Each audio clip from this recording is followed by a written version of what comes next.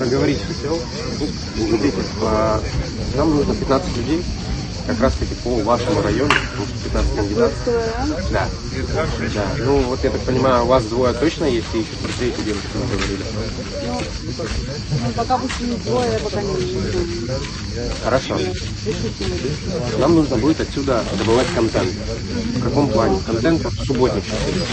Я его должен буду распространить в своих телеграм-каналах. Это будут наши телеграм-каналы. Вы будете за них отвечать как... Да. Я заболел. Так же, как и я. И мы будем их наполнять контентом. Мне нужны, там, допустим, трубу прорвало. Как устраняют эти последствия. Ну, тем, что мы занимаемся. Да. Суть в том, что я это буду распространять именно в телеграм-каналах. Мы хотим сделать от каждого кандидата свой телеграм-канал. Вот.